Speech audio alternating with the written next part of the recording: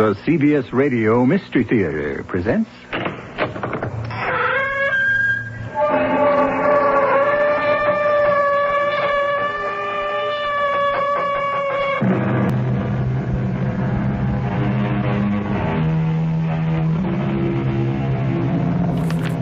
Come in.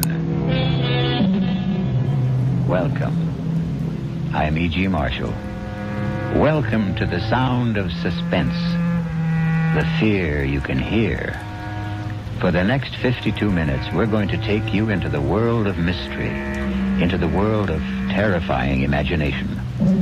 The story you are going to hear concerns a question which has been asked since the first men on Earth were born and died. Is there a life after death? Is there a way to return from the grave? And if there is, can we come back in the body of a living creature? Even one that has claws instead of fingernails? Here is one chilling answer. Dr. Singh, you have to tell me. Could my wife have come back as a bird? A sparrow, something like that? Well, your wife was a rather big woman, Mr. Moresby, in a physical sense. How about a snake? A seagull? How about a cat? A great, big, fat cat? A cat?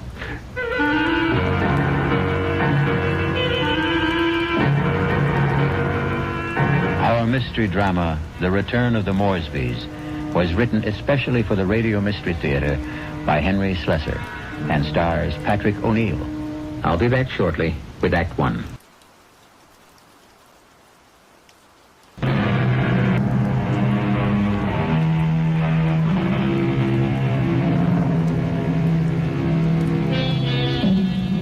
Now here is Act One. Like all murder stories, sooner or later, it reaches the office of a daily newspaper. You wanted to see me, Chief?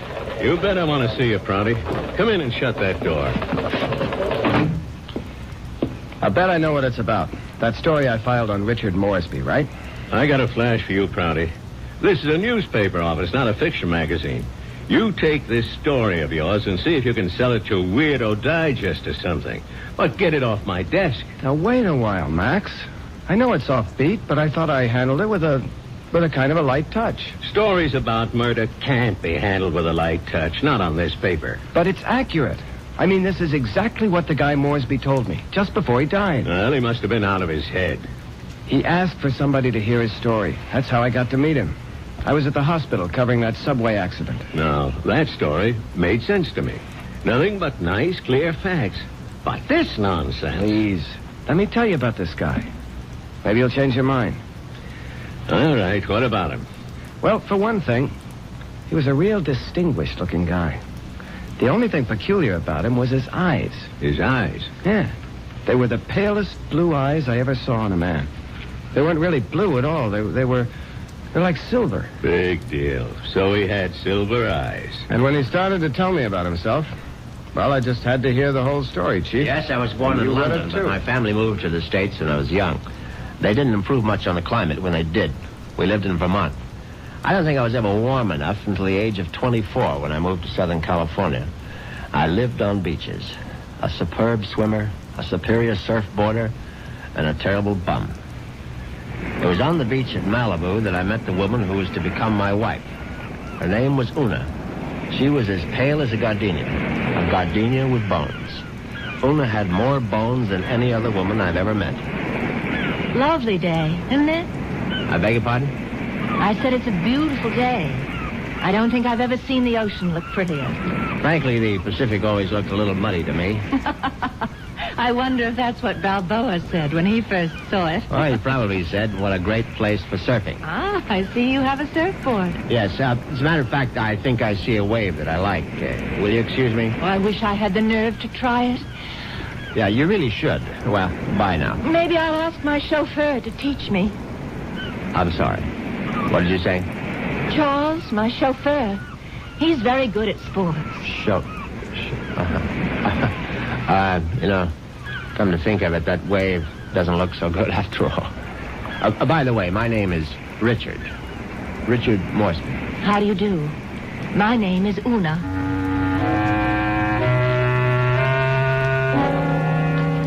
Una Vandermeyer. That was her name. As soon as I realized that she was from the Vandermeyer family, she didn't seem half as bony as she did before. In fact, not only did I become accustomed to Una's appearance, I was even able to tolerate her inane conversation. Can't you just feel the mystery of the stars, Richard? Sometimes I feel their vibrations as if they're trying to communicate with me. Do you ever feel that? Well, sometimes, I suppose. I really think we must be one with the universe, don't you? I really believe there's just one great universal soul, and we're all part of it. Don't you think so, too? Yes, of course. Right on, as they say.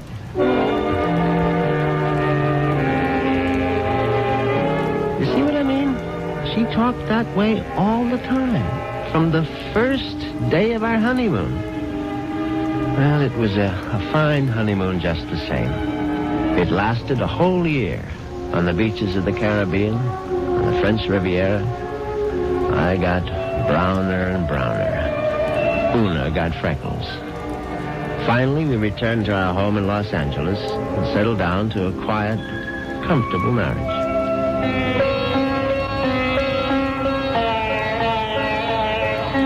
What on earth is that you're playing? It's sitar music, darling. Oh, it's just so spiritual. What made you buy the record? No, Dr. Singh recommended it. Who? Dr. Singh, at the Temple of Metapsychosis, you know. The Temple of what? Metapsychosis. I told you about joining the temple last week. Oh, Richard, sometimes I think you don't listen to me. Now, as you may know, Southern California abounds in quasi-religious organizations. And she'd gone through a number of them without discovering the universal soul at any of their altars. Darling, please come to one of Dr. Singh's lectures. He's such a magnificent speaker. He emits such vibrations.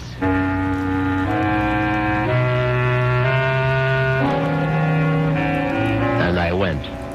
You see what an obliging husband I was? Actually, it turned out to be more interesting than I thought.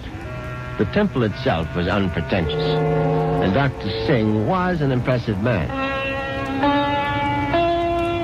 And when he spoke, I realized why his message had such appeal for Una, because he preached a doctrine that combined eternal life with a love of small animals. The soul is immortal. The soul cannot die. The soul, upon leaving the body, must make its passage elsewhere. There is a science called eschatology, which deals with the last four things: death, judgment, heaven, and hell. It is the most ancient of all sciences, and from its wisdom has come the inescapable certainty of the transmigration of souls. Yeah, I know it's a bit weird, but stay with it. And where does the soul go? According to the wise men of all generations past, the soul departs from the mouth of the dying. It is consequently a small thing. A bird, a snake, a mouse, a dove, or a hawk, a dog, a cat, an insect. For these small creations of God are empty vessels placed upon earth for only one purpose: to house the departing souls of humanity, so that they need not wander forever in a trackless eternity. Yeah, it's pure rot, of course. But that's what the man said, and Una sat there and believed every single word. Oh, wasn't he marvelous, Richard? Isn't it wonderful that the soul never dies? That we can all come back as little animals? I'm not sure I want to come back as an animal. But you'd still be you, Richard. Oh, don't you see? Well, by the way, what was that envelope you handed Dr. Singh after the meeting? The envelope? Oh, that was my donation, of course. Your donation to the temple? Yes, to support the work of Dr. Singh, to open other temples around the world. Well, how much money was in the envelope? Now, what does it matter, Richard? I'm just curious. $2,000. Una, you go to that temple once a week. Do you always give that kind of donation? Oh, it's all in a very good cause, Richard.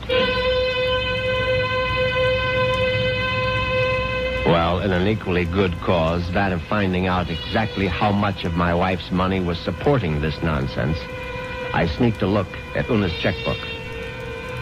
The answer astonished me. Not only had my wife put more than $30,000 into Dr. Singh's collection plate, she had also donated some $20,000 more to various institutions for the care and feeding of cats, dogs, and birds. It was so kind of you to honor us with a visit, Dr. Singh. I know how terribly busy you are. On the contrary, you were kind to invite me to your lovely home. Oh. Now tell me, Dr. Singh, what determines the kind of animal one becomes when the soul escapes after death? Mrs. Moresby, that is a question which has baffled wise men for countless generations. But isn't it possible to do, well, research? Yes, Mrs. Moresby. I don't doubt that we could find the answer to such great questions if only we had the proper resources. But, unfortunately, that would require money. A great deal more money than the movement has at present. Well, it seems to me you don't do badly.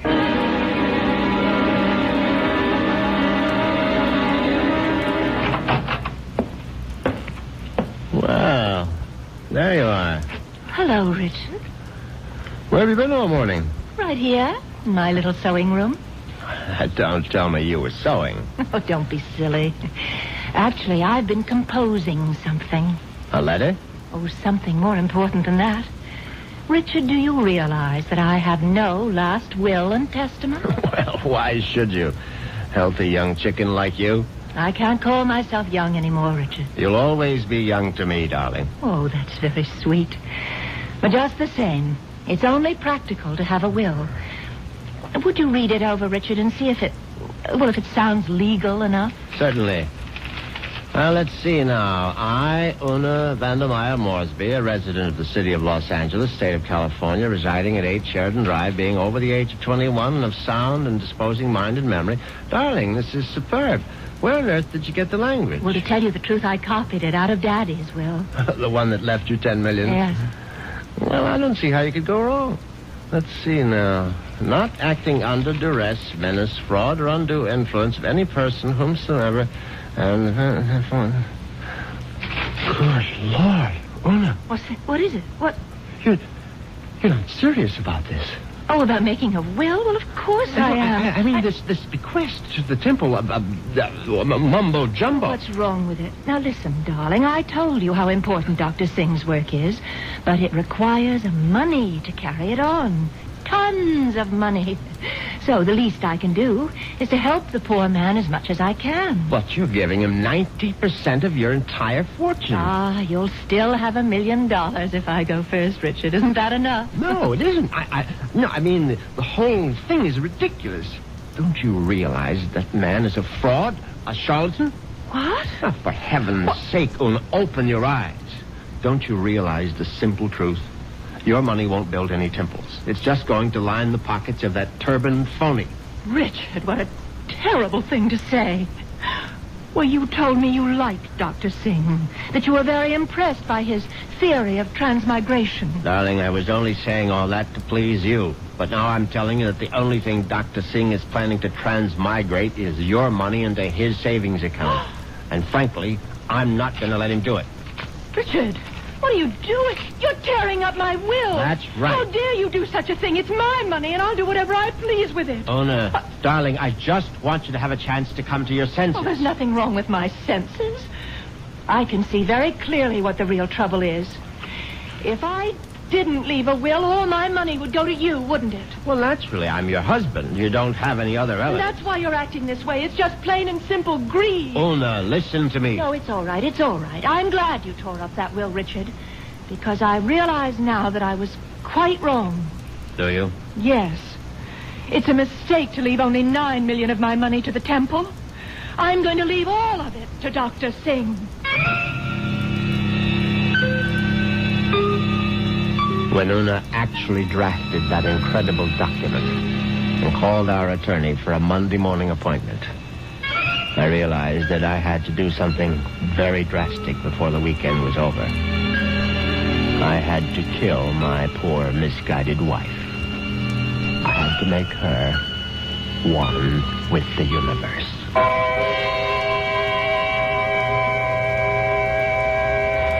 It's obvious that Mr. Moresby is going to be a very reluctant murderer.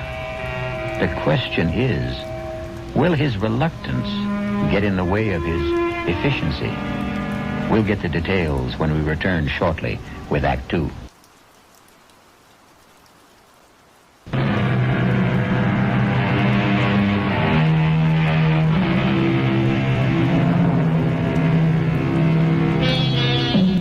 Now let's return to Richard Moresby.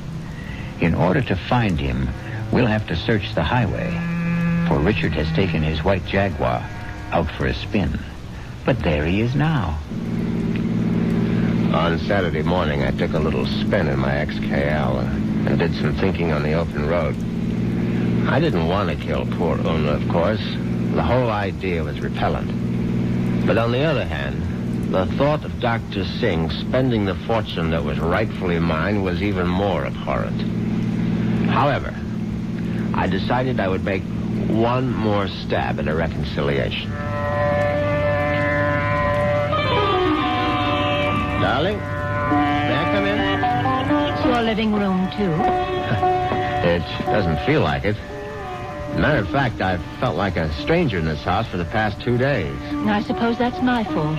Well, you haven't been exactly cordial, have you? I've hardly been home, Richard. I spent all day yesterday at the temple and all morning at the pet rest kennels. And how are all the little souls doing? You just won't stop being irreverent, will you? It's been my money all along, hasn't it, Richard? From the very beginning, you were attracted to my money. Well, now, darling, if you thought that, you would never have married me. I didn't want to believe it. I don't want to believe it now. Well, now, how can I prove to you that you're mistaken? Richard, do you really want to prove it? Of course, I'll do anything you say. All right. Now, I know exactly what you can do. You can let me leave my money to Dr. Singh and the temple.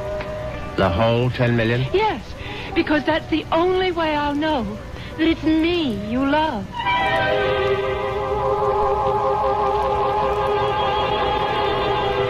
Well, you can't say I didn't try.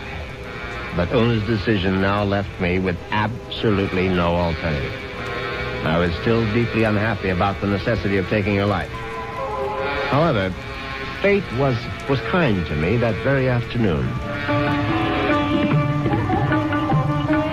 Now you're sure that you want me to continue reading, Richard? Of course, darling. Well, I'm sort of embarrassed about this part. It's a paper that I wrote myself. Something you wrote? Yeah, I wrote it this morning. I was going to show it to Dr. Singh. It's, it's a sort of a poem. It's called Death. Snappy title. Hope I can read my own handwriting. Death has become nothing to me. Death holds no fear for me. Come, death, I welcome you. Lead me to the woods, the waters, the air above the earth. Come, take me, death. Your touch is kind. Richard? Oh, Richard, why do you look like that? Is it really that terrible? Oh, terrible. Oh, no, my darling, it's beautiful.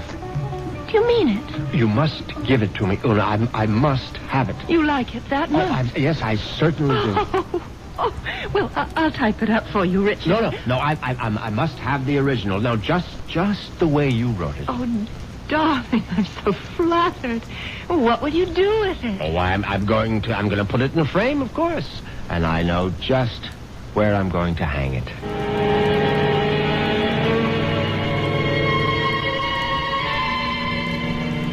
Yes, I could hardly believe my ears. Una had written her own suicide note in her own handwriting. It was truly karma at work. Now there was no question of failure, and no longer any need for delay. Oh, what a lovely idea this was, Richard. Candlelight dinner for two. Yes, I thought you'd enjoy it. So sweet of you to handle the whole menu with cook. You spoil me shamefully.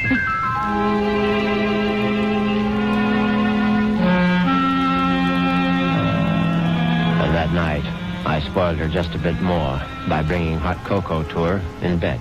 Oh, Richard, you shouldn't have bothered. But I know how you like your hot cocoa before retiring, Una. You can't get to sleep without it. No, but Parker could have brought it to me. Oh, no, this is something I had to do myself. Oh. No, drink it down now. Yes. I'm drinking it. Does it taste all right? Oh, it tastes just fine.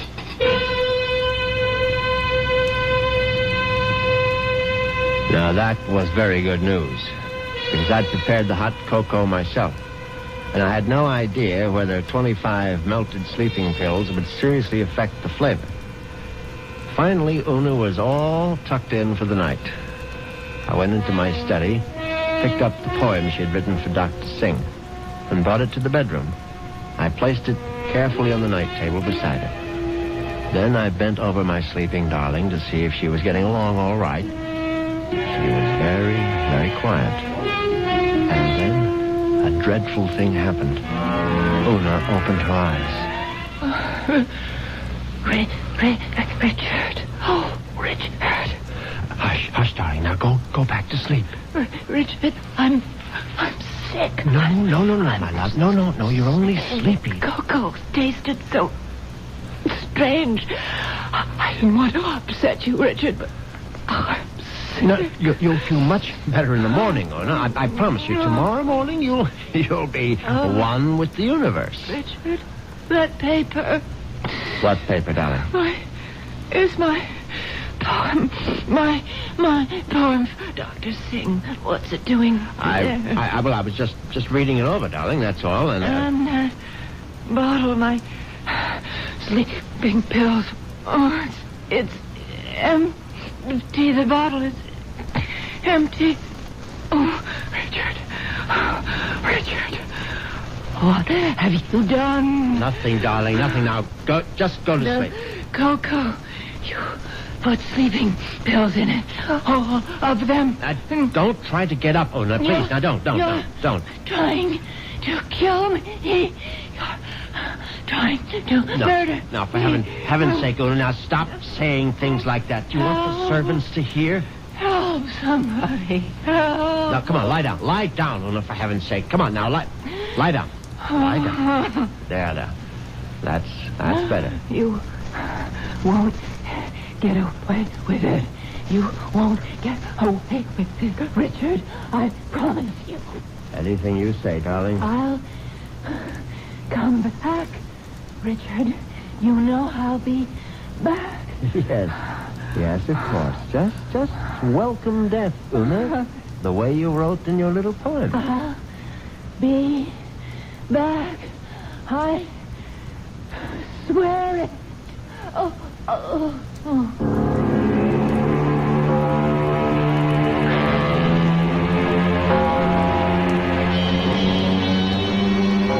The funeral was held 2 days later. It was a magnificent occasion, of course. I gave Una a farewell that was consistent with her vast fortune. Everything was the best. Coffin, flowers, preacher, everything. Her burial place was one of the choicest bits of real estate at Forest Lawn. The only discordant note was the fact that Dr. Singh insisted on saying a few words at the service. They were familiar words, but frankly, they gave me a slight bit of a chill. The body of Una Moresby is dead, but her soul lives on. The soul cannot die. The soul is immortal. It has left the earthly remains of this woman and has sought the body of a small living thing. There it will abide until the Almighty is ready to choose its next home. Mourn not the end of Una Moresby, for there is no end. I couldn't help congratulating myself on how well everything had gone. When I called for medical attention the night of Una's death, the physician was only too ready to declare her a suicide. The police had to be informed, naturally, and they, too, agreed with the doctor's verdict. Una had died by her own hand, and she had died without a will. There was simply no question that the matter would be probated in my favor. Suddenly I realized I was not only rich, but a rich widower. What? Vista's open for me. What the devil? Look out, you stupid mongrel! Little dog trying to get run over. I admit I was shaken up by it. I mean, it was sort of a coincidence, you know? Right after the funeral and all that.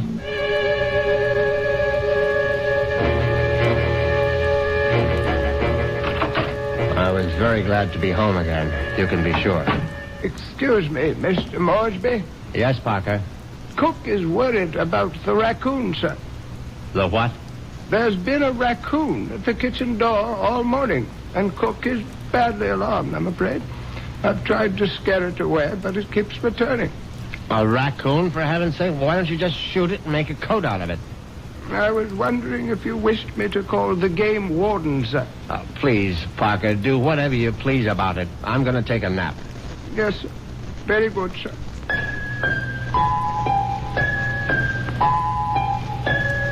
I went upstairs at once, undressed, and got into bed. It was a warm day, and yet I found myself cold. I got out the electric blanket and soon felt very cozy indeed. In fact, I felt so much better that I made a phone call.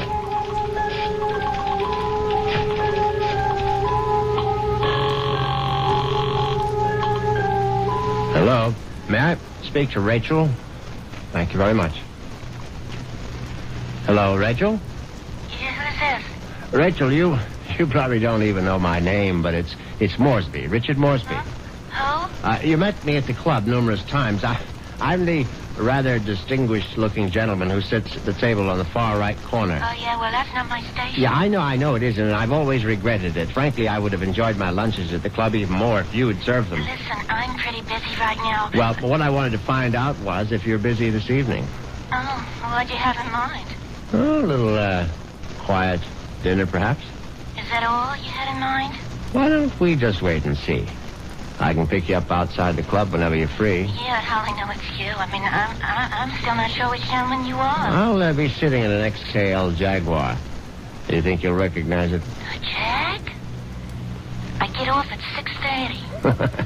See you then.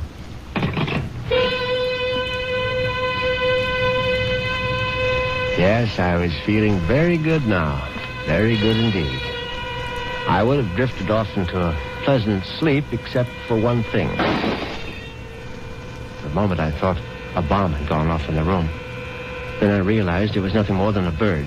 A foolish sparrow had dived in headfirst into the plate glass window of the bedroom and now lay stunned on the carpet. I looked at the thing's fluttering little heart, and suddenly I was struck by a terrifying palpitation of my own. The dog, the raccoon, the bird. Good Lord, could one of them have been Una?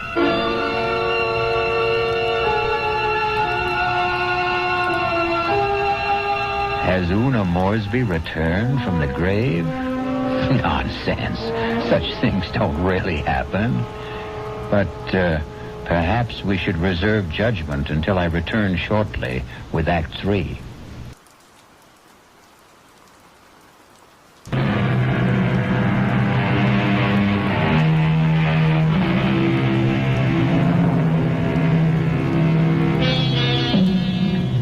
Now let's see if common sense has returned to our hero. He's doing a sensible thing right now. He's taking a good, refreshing shower.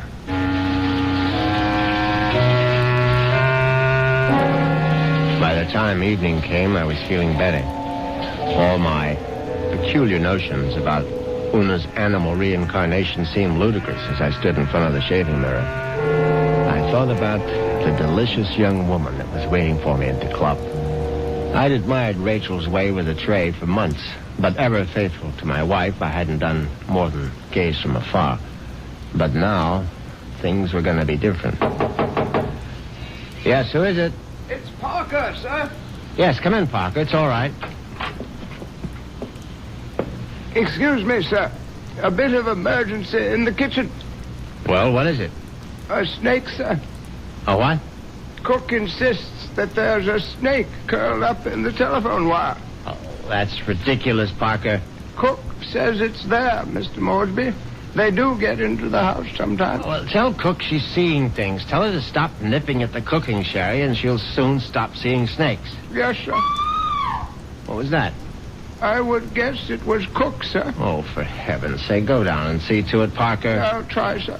But I'm not very good with snakes, sir. Well, what do you think I am, an expert?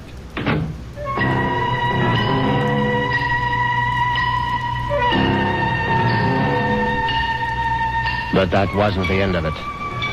10 minutes later, Parker was back upstairs saying that the snake had left the kitchen and run into the living room. No, I suppose snakes don't run, they slither. It slithered into the living room and was now embracing still another telephone wire, obviously mistaking it for a long-lost love. But then, another unsettling thought came into my mind. What if the snake... No, that was ridiculous. Hello? Hi. Is this Mr. Moresby? Yes, who's this? Rachel, from the club. Oh, yes, Rachel, what is it? Listen, could you make it 6 instead of 6:30? I'll try to sneak out a little early. Yes, fine, I'll be there as soon as I can. In the Jaguar, right? Yes, in the Jaguar. Listen, the reason I want to leave earlier is because my husband always picks me up at 6:30. What was that? So I asked one of the girls I work with to tell him I got another job someplace. He won't care. He likes me to earn extra money. Yes, I see. So, just to make the story look good, I guess you'll have to lend me a few dollars after our date. Yes, of course. And listen, I really do remember you, sugar. You're the handsome one with a cute bald head. See you soon.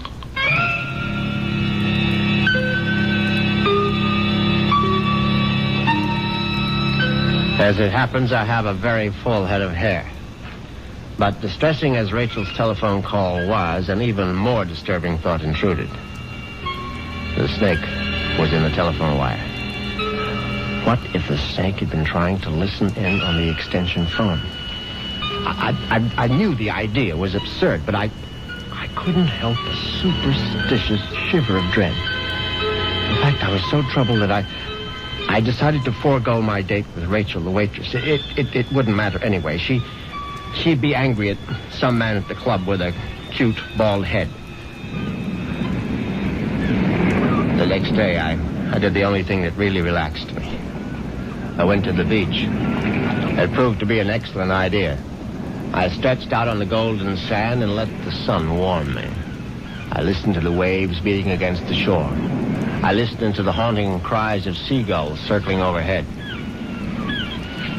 Suddenly I was aware that the gulls which had been hovering over the water were now hovering over me. Now, instead of their cries being sad and plaintive, now they seemed menacing. I stood up hastily, but the gulls seemed to be increasing in number. I saw their sharp, pointed beaks, their raking claws.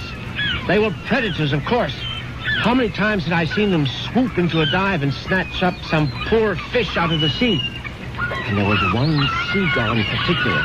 Its beady eyes seemed to be staring at me. No, it was my imagination, of course. I wasn't a fish, I was a man, but just the same, I found myself running down the beach. Running for dear life. And that's when I knew it was time to see a doctor.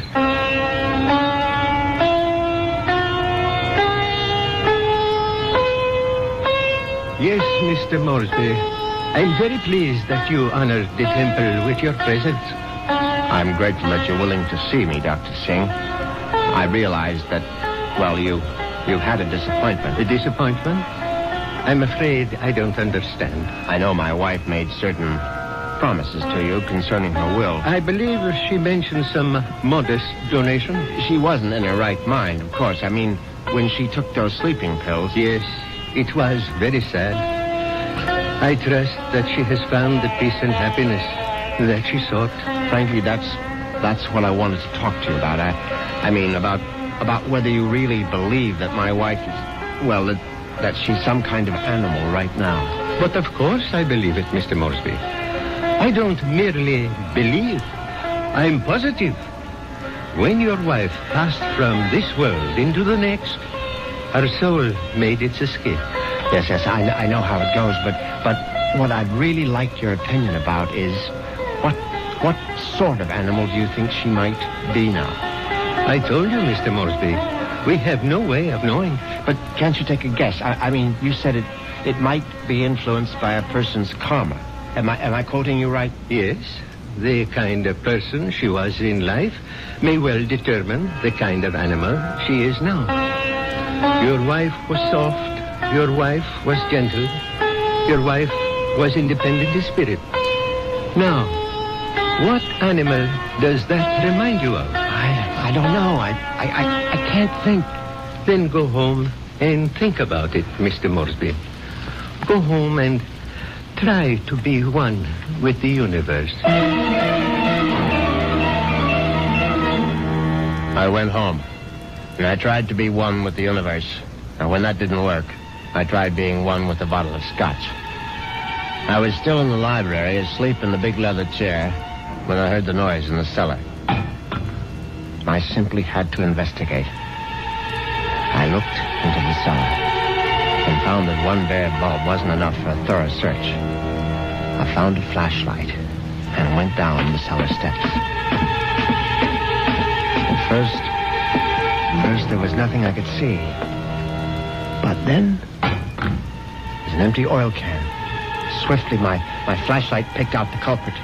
At first, I thought it would turn out to be a mouse, but instead, it was a large, white cat. I don't like cats. I never have. Skulking, cynical creatures. When the beam of my flashlight hit it, the cat froze. I saw it was an alley cat. Its fur shaggy, its eyes baleful in the light. It was fat, and yet it was bony, too. I said scat, but it didn't scat. Instead, it started to walk toward me. And I knew for certain what Dr. Singh had meant. I knew for certain I was looking at the reincarnation of my wife. As soon as that hideous apparition howled at me, I made a cowardly dash for the cellar door. Once I was on the other side, I remembered the hunting rifle that Una had given me for Christmas. It stood unused in an upstairs closet. I found it. I loaded it and brought it back to the cellar. I hadn't fired a rifle since boyhood. I stood on the top of the stairs with my flashlight picked out the ghostly white form of the cat. I put down the light, raised the weapon, and squeezed the trigger. The report was deafening, but the recoil was worse. My precarious balance on the top step was lost. I fell to the bottom.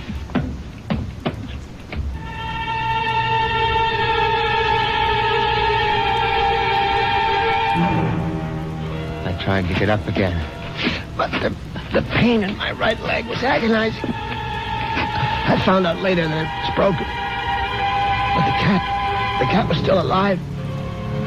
And it was regarding me at eye level now. Its fur matted with plaster dust. Its eyes filled with hatred. I tried to crawl toward my fallen rifle. Just as I saw the creature advancing toward me, I screamed, "Una!" My hand was on the rifle now, grasping it too quickly in my panic. My fingers touched the trigger. The rifle went off again.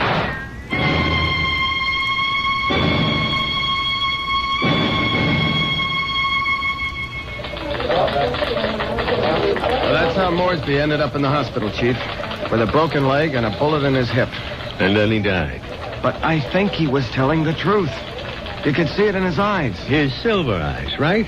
Yeah, his silver eyes. And you really believe that the guy's wife came back as a cat to get her revenge? What does it matter? It's still a good story. Sorry, Prouty, I can't okay it. Well, what if I got more details? What if I talked to this Dr. Singh? If I went to the Moresby cellar and found that cat? And what would you do then? Ask her if she's Mrs. Moresby?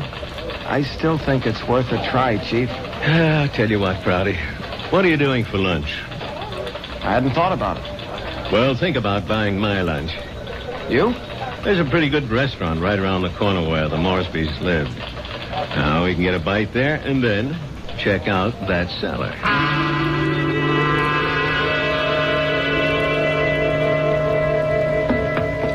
So, this is where it happened, huh? Moresby fell from these steps when he fired that rifle. Hey, you can still see the plaster dust where the bullet hit. Yeah, I see it. But I don't see any white cat. It might be hiding someplace. Or it might be a figment of his imagination. Maybe so. Hold it. Did you hear something? No. Listen. There it is. Look. It's a cat, all right. And it looks like it just found its supper.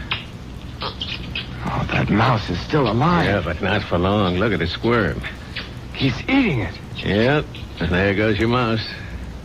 Oh, my God. What's the matter, Prouty? Never see a cat eat a mouse before? Chief, did you see that mouse? Sure I saw it. But didn't you notice something? Like what? Its eyes. Chief, did you ever see a mouse with eyes like that? They were so pale blue, they were almost silver.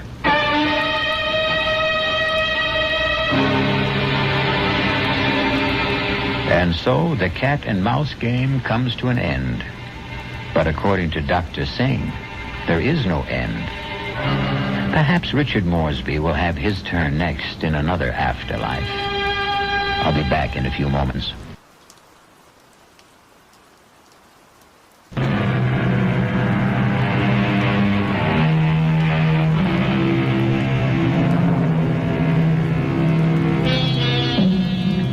Do you believe in reincarnation? Do you believe the dead return? We have to believe it, because here we are, the reincarnation of radio drama. We hope you'll keep us alive by listening again to the Radio Mystery Theater. Our cast included Patrick O'Neal, Marion Seldes, Nick Pryor, and Dan Ocko. The entire production was under the direction of Hyman Brown. This is E.G. Marshall inviting you to return to our Mystery Theater for another adventure in the macabre. Until next time, pleasant dreams.